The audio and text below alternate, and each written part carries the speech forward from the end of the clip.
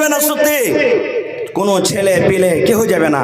আমি আপনি মরে যাব, যতই সেই সম্পত্তি করে যাই, যখনই মরবো দেখবেন কত বাড়িতে দেখা গেছে বাপ মরে গেছে, আলমারির চাবি বাক্সর চাবিলে ছেলে পেলে ঝগড়া করেছে। ও কয়েছে আমি কাঁথা লিব, ও কয়েছে আমি লাখের লিব, ও বলছে আমি কানের লিব, ও কয়েছে শুন এ বাপের বল যে বান্ধা আছে, আমি বাপের ছোট বেটা, আমি বল দুটো নিয়ে নেবো। বড় বেটা কয়েছে এই আমি কি খাটিনি, তুই একটা লে আমাকে একটা দে। দুনিয়াতে ভাগযোগ শুরু হয়ে গেল ভাই, দুনিয়াতে ভাগযোগ শুরু হয়ে গেল। সুবহানাল্লাহ। আজকে আমরা ভাগযোগ করছি জমিন জায়গা, শরীয়ত জানি না, শরীয়ত বুঝি না। রাসূল বলেছেন রে আমার উম্মত, একটা লোক যখন মরবে, মরার পরে পরে তোমরা দাওলাত ভাগ করিও না, সম্পত্তি ভাগ করিও না। বলবেন হাজী মাওলানা কখন ভাগ করব? রাসূল বলেছেন যখন লোকটা মরে যাবে, মরার পর দেখো তার কাছে মাল আছে কিনা, কতটি মাল, কাফন কেনার সমান তার কাছে টাকা আছে কিনা, কাফন কেনার সমান তার কাছে পয়সা আছে কিনা, কাফন কেনার সমান তার কাছে জমিন আছে কিনা। প্রথমে কাফনের কাপড় কিনবো, প্রথম কি কিনতে হবে? কাফনের কাপড়। যে মরলো তার টাকা দিয়ে কাফনের কাপড় কিনতে হবে। এবার দেখলেন যে কাফনের কাপড় কিনে টাকা বাঁচছে, জমিন জায়গা মাল গরু বাঁচছে। রাসূল বলছেন 2 নম্বরে তার কর্জা দেখো, মাথাতে যদি কর্জা লিয়া থাকে, 10,000 লিয়া থাকে, 20,000 লিয়া থাকে, 10 টাকায় লিয়া থাকে, কর্জা দেখো। জীবনে তার যদি করজ থাকে, যে মাল বেচা আছে ওই মাল থেকে তার করজটাকে তুমি শোধ করে দাও। দুটা হয়ে গেল। এবার বলবেন মাওলানা করজ শোধ করার পরও কিন্তু এখনো মাল আছে। রাসূল বলেছেন 3 নম্বরে দেখো ওয়াসিয়াত করে গেছে কিনা, ওয়াসিয়াত যদি করে থাকে ওই ওয়াসিয়াতটাকে তোমরা পুরা করে দাও। কেমন ওয়াসিয়াত? কত লোক কহে না বেটারে মরে যাচ্ছি, 5,000 টাকা ওই লোকটাকে দিয়ে দিও, বা 2,000 টাকা ওই পোতাকে দিয়ে দিও, বা 3,000 টাকা অমুক লোককে দিয়ে দিও, মসজিদে দিয়ে দিও, মাদ্রাসাতে দিয়ে দিও। এরকম ওয়াসিয়াত যদি করে দেয় তো রাসূল বলছেন ওকে প্রথমে পুরা করো। 3 নম্বর হয়ে গেল। তারপরে দেখছেন ওয়াসিয়াত পুরা করো পরও টাকা পয়সা মাল দৌলত বাঁচছে। এবার রাসূল 4 নম্বরে বলছেন তখন 4 নম্বরে যে মাল তোমার বাবার বাঁচলো ওই মাল কোটা তোমরা ভাই বোন মিলে তখন তোমরা ভাগ করে নাও, তখন তোমরা ভাগ করতে যাও। আগে তোমরা লড়ালড়ি করিও না খো।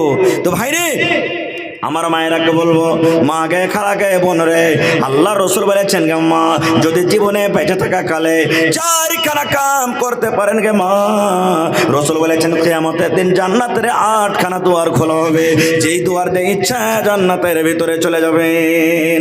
তার মধ্যে 1 নম্বর আমি বললাম আলমার আতইদা সাল্লাত খামসাহা, যদি কোনো মা 5 ওয়াক্ত নামাজ পড়িতে পারেন। নামাজটা কত বড় ইবাদত জানেন? একটা হাদিস বলি আপনাদের সামনে, মাওলানা বসে আছেন জিজ্ঞাসা করবেন। আল্লাহ রাসূলের জামানাতে একটা সাহাবী দোকানদারি করতেন, যেমন আমরা দোকানদারি করি, দোকানদারি করতেন। এবার একটা মহিলা দোকানে সয়দা কিনতে গেছে, খাজুর বা কিছু কিনতে গেছে। তো যেমনই কিনতে গেছে তো সেই সাহাবী ধরে সেই বেটি ছেলেটাকে চুমা খেয়ে নিয়েছেন। বুখারী শরীফের হাদিস, মিশকাতে দেখবেন কিতাবুস সালাতের প্রথম হাদিস, চুমা খেয়ে নিয়েছে। এবার আমার আপনার মতন তো লয় যে গুনাহ করে দোনো ডাইন বাই দেখছি, কেউ তো দেখতে পেলে না, না দেখতে পেলে যাক আলহামদুলিল্লাহ খুব ভালো হয়েছে। সেই সাহাবী ছিলেন, চুমা খাওয়া হয়ে গেল 9টা 10টা 11টা 12টার টাইম। ওরে আল্লাহ, সাহাবী এর ভিতরে বেচেনি শুরু হয়ে গেল। আল্লাহ করলাম তো করলাম কি, একটা পর বেটি ছেলেকে আমি চুমা খেয়ে নিলাম, একটা পর বেটি ছেলের গায়ে আমি হাত দিয়ে দিলাম, পর বেটি ছেলেকে আমি ধরে চুমা খেয়ে নিলাম। আল্লাহ আমার তো গুনাহ হয়ে গেল, পাপ হয়ে গেল। না না কি করব, কেউ দেখতে যদি না পায় আমার আল্লাহ দেখছেন। সেই সাহাবী দৌড়াতে দৌড়াতে দৌড়াতে দৌড়াতে নবীর দরবারে চলে গেলেন, দৌড়াতে দৌড়াতে রাসূলের দরবারে চলে গেলেন। নবীজি ভুল হয়ে গেছে। কি হয়েছে ভুল?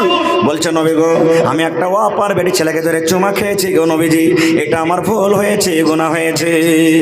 এরই মধ্যে আজান হয়ে গেল, আল্লাহু আকবার আল্লাহু আকবার, জোহর আজান হয়ে গেল। এবার জোহর আজানের পর নামাজ শুরু হলো, নামাজ পড়লেন।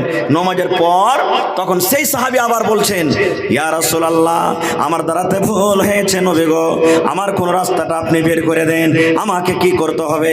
রজম যদি করতে হয় আপনি আমাকে রজম করে দেন, পাথর দিয়ে মেরে মেরে মেরে আপনি আমাকে রজম করে দেন গো নবীজি, আমার দ্বারাতে ভুল হয়েছে। এবার নবী তখন তাকে বলছেন হে আমার সাহাবী তুমি কি আমাদের সাথে নামাজ কি পড়লে না? তুমি দিয়ে আমাদের সাথে নামাজ পড়োনি? সেই সাহাবী বলছেন জি নবীজি নামাজ তো পড়লাম। দয়ার নবী বললেন সাহাবীরে নামাজ যখন পড়েছো আল্লাহ রাব্বুল আলামিন তোমার ব্যাপারে কোরআন নাযিল করে দিয়েছেন। আল্লাহ রাব্বুল আলামিন কোরআনে আয়াত দিয়ে দিলেন কি ওয়াকিমিস সালাতা তারাফাইন নাহারি ওয়া যুলাফাম মিনাল লাইল ইন্নাল হাসানাত ইযহিবনাস সাইয়্যাত ওয়াকিমিস সালাতা তারাফাইন নাহারি ওয়া যুলাফাম মিনাল লাইল। রাইতের দু কিনারে নামাজ আদায় করো, মানে 5 ওয়াক্তের নামাজ পড়ো। কেন না নামাজ একটা এমন ইবাদত, নামাজ একটা এমন ইবাদত ইন্নাল হাসানাত ইযহিবনাস সাইয়্যাত। তুমি নামাজ পড়ে নেকি করবে, আর নেকি যখন করবে তোমার দ্বারাতে যে গুনাহ হয়েছে আজাগর সাপ যেমন ছোট ছোট সাপকে ধরে খেয়ে লাই, এরকম তোমার নেকির কারণে ছোট ছোট গুনাহগালা শেষ হয়ে যাবে। যাও বাবা তুমি নামাজ পড়লে আল্লাহ তোমার এটা গুনাহ মাফ করে দিবে, যাও।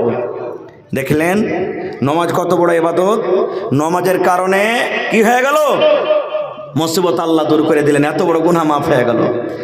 আর একটা আপনাকে বলি হাদিসের কথা, আল্লাহর নবী জামাতে বুখারী শরীফের হাদিস, জুরাইজ বলে একটা আবেদ ছিলেন, নেককার মানুষ। জুরাইজ বলে এক আবেদ ছিলেন, নেককার মানুষ। ও গ্রামে ইবাদত করতো না, জঙ্গলে যে ইবাদত করতো। গ্রামে থাকবো না, আমি জঙ্গলে ইবাদত করব। জঙ্গলে চলে যেতেন, জঙ্গলে ইবাদত করতেন। আস্তে আস্তে ইবাদত করতে করতে আল্লাহর এত প্রিয় ভালোবাসা বান্দা হলো যে কোনো মানুষকে যদি রোগ হইতো ওর কাছে যে ঝাড়ফুঁক করতো তো ভালো হইতো, এরকম আল্লাহর পিয়ারা হইতে লাগলো। কিন্তু আপনারা বলেন তো একটা মানুষকে সবারই লেগে পিয়ারা হইতে পারবে? পিয়ারা হইতে পারবে না। 100টা মানুষের মধ্যে হয়তো 50টা মানুষ আমাকে ভালোবাসে, 50টা আপনাকে ভালোবাসে। আল্লাহর নবী সবারই লেগে ভালো হইতে পারেনি, তা আমি আপনি কি? আল্লাহ রসুল যদি সবারই লেগে ভালো হইতে পারতো তো ওর চাচা ইমান আনতো না নাকি? হ্যাঁ, তো ইবাদত জঙ্গলে করছেন। এবার কিছু লোক তখন বলছেন যে এই শালা জুরাইজ ঝাড়ফুঁক করছে, ভালো হচ্ছে, সব নাম তো খুব কমিয়ে নিলে, থাম একে বদলাম করব। কেমন বদলাম করব? তো একটা বেটি ছেলেকে ডাকা হলো, বুখারী শরীফের হাদিস। একটা বেটি ছেলে, সুন্দর খুব বেটি ছেলে, তাকে ডাকা হলো। তখন বলছে যে এই তোকে একটা কাজ করতে হবে। লোকেরা মিলে বলছে তোকে একটা কাজ করতে হবে, আর তুই যা চাহবি তাই তোকে দেবো। বলছে কি কাজ? বলছে ওই জঙ্গলের ভিতরে যে জুরাইজ নামে একটা লোক আছে, আবেদ, ইবাদত বান্দেগি করে, ওকে যে কোনো হালাতে হোক নিজের জালে তোকে ফাঁসাইতে হবে, এটাই কাজ, আর কিচ্ছু করতে হবে না। তখন মেয়ে লোকটা বলছে যে এটা তো আমার বাঁয়া হাতের খেল, আল্লাহকে যত রূপ দিয়েছে না, এক কিসুতে একবারে একটা চোখের পলক মারব যে আমার কাছে এলো না এলো। সুবহানাল্লাহ। কারণ মায়ের লোককে আল্লাহ চিম্মুক লাহা করেছে নাকি? সুবহানাল্লাহ। এমনি কথাতে কথাতে বলে না, বাহিরে বাহিরে বড় বাবু আর মায়ার কাছে সবাই কাবু, নাকি? দুনিয়ার মানুষকে কেউ বুঝাতে পারবে না, এক মৌলবি আর এক মৌলবিকে বুঝাতে পারবে না, এক মোড়ল আর এক মোড়লকে বুঝাতে পারবে না, এক উকিল আর এক উকিলকে বুঝাতে পারবে না। কিন্তু ওই উকিলকে, মৌলবিকে, মোড়লকে বুঝাতে গেলে আর স্ত্রী হওয়ার জন্য কাফি। এটা হাদিসের কথা, রসুল বলেছেন। তো বলছেন যে মায়া লোকটা যা আমি পেরে নেব। বলছে ঠিক আছে, তো কি করতে হবে? বলছে আমাকে তোকে দুটা সামান দিতে হবে। মহিলাটা বলছেন কি? বলছে এখানটা তালোয়ার দাও, আর একটা 2-2.5 বছরকার ছেলে দাও আমাকে। বলছে কি করবে? বলছে কি করবো, আমার কথা, এটা ছেড়ে দাও, তোমরা দাও। এখানটা তালোয়ার আর একটা ছেলে দিয়ে দিল ওকে। এবার ওই দুটা জিনিস নিয়ে চলে গেল জঙ্গলের ভিতরে জুরাইজের কাছে। এবার সুবহানাল্লাহ, তার আগেকার ঘটনা আপনাদের সামনে বলছি। ওই জুরাইজের ছিল কিন্তু বাড়িতে একটা বুড়ি মা, জুরাইজের আবেদের বুড়ি মা ছিল। দেখেন বেটা যখন দেশ বিদেশে থাকে মার দিল কাটে, ছেলের অতখানি কাটে না যতখানি মার কাটে। একদিন মা, বুড়ি মানুষ, লাঠি নিয়ে টুকটুক করে হাঁটতে হাঁটতে হাঁটতে চলে গেছে বেটার সাথে দেখা করার লেগে। দেখা করতে চলে গেছেন, আর ওই সময়তে কিন্তু ওর বেটা নামাজ পড়ছে জুরাইজ। মা বলছে বেটা দেখা কর, কথা বল, আয়, কতদিন থেকে তোর সাথে কথা বলতে পারিনি, আয় কথা বল। এবার নামাজ পড়ছেন, নামাজ ছেড়ে দেখা করতে গেলে গুনাহ হবে। এবার জুরাইজ বলছেন আল্লাহ জি, আমার মা আমাকে ডাকছি আর আমি তোমাকে নামাজে ডাকছি, আল্লাহ কার কথা শুনবো? যদি নামাজ ছেড়ে দিয়ে তুমি নারাজ হয়ে যাইবে, আর মার কথা না শুনি হয়তো মা নারাজ হয়ে যাবে, আল্লাহ এখন করব কি? এবার মনে মনে বলছেন না, মার সাথে পরে দেখা করব, আমি নামাজটা পুরা করেলি। নামাজ এখন পড়েলি, নামাজ তো খুব লম্বা লম্বা না পড়তেন ওরা, খুবই লম্বা লম্বা নামাজ পড়তেন। রসুল বলেছেন মা দেখে দেখে বাড়ি ঘুরে চলে গেলেন, হ্যাঁ কাল আসবো ফির। তারপরের দিন ফের মা এসছে, দেখছে তো ওই টাইমে ওর বেটা নামাজ পড়ছে। এবার মা বলছে, বেটা রে, আমি বুড়ি মানুষ আসতে পারি না রে বেটা, কত কষ্ট করে তোর সাথে দেখা করতে এসেছি। ও বেটা জুরাজ, আয় রে বেটা আয়, আমার সাথে আজ কথা বল রে বেটা, আয় তুই আমার কাছে আয়, কথা আমার সাথে বল। সেই দিনে বলছেন, আল্লাহ, মার সাথে আমি দেখা করব না আমি তোমার সাথে কথা কহব? আমার বলছে নমাজ পুরা করলি তো মার সাথে কথা কহব। নমাজ পড়তে না পড়তে মা এবারও কিন্তু বাড়ি চলে গেলেন। 3 দিন 3 নম্বরে আইলেন, 3য় দিন সেদিনও নামাজ পড়ছেন। এবার মা বলছেন, বেটা রে, আমি 3 দিন এনু রে বেটা, তুই আজ আমার সাথে কথা বল, আমি আর আসতে পারবো না রে বেটা, কত কষ্ট করে এসেছি রে বেটা, আয় আমার সাথে 2টা কথা বল। কিন্তু সেই দিনও কথা বললো না। এবার মা, হায় রে মা দোয়া করছেন, আল্লাহ রে, আমি 3 দিন এলাম, আমার ছেলে আমার সাথে দেখা করলো না, আমার ছেলে আমার সাথে কথা বললো না। আল্লাহ, মা হয়ে আমি দোয়া করছি, মাবুদ রে, আমার ছেলে জুরাইজের অতদিন মত না হয়, আমার ছেলে দূরে যতদিন দুনিয়া থেকে না যায়, যতক্ষণ একটা বেশ্যা নারীর মুখ না দেখি, একটা রান্ডি নারীর মুখ না দেখি, একটা ব্যভিচার নারীর মুখ না দেখি, আমার ছেলে জুরাইজের অতদিন দুনিয়া থেকে মত না হয়, যতদিন একটা বেশ্যা নারীর মুখ না দেখি। বদদোয়া করে দিলেন মা, আল্লাহ, আমার ছেলে জুরাইজের অতদিন মত না হয়, যতদিন একটা বেশ্যা নারীর মুখ না দেখে। আল্লাহ রসুল বলেছেন, 3 রূপ মানুষের দোয়া আল্লাহর কাছে কবুল হবে, বিজলি কারেন্টের মতন, মধ্যখানে কোনো আড় পর্দা হবে না। একটা হলো কে, 3 জনের মধ্যে মাজলুম, আপনি আমার পরে খুব জুলুম করছেন, ইয়া আমি আপনার পরে খুব জুলুম অত্যাচার করছি। পাগল হয়ে গেছে নাকি জি? আমি আপনার পরে জুলুম অত্যাচার করছি। 3 রকমের মানুষের দোয়া আল্লাহ তাবারক ওয়া তাআলার দরবারে কবুল হবে। তার মধ্যে একটা হলো কে, মাজলুম।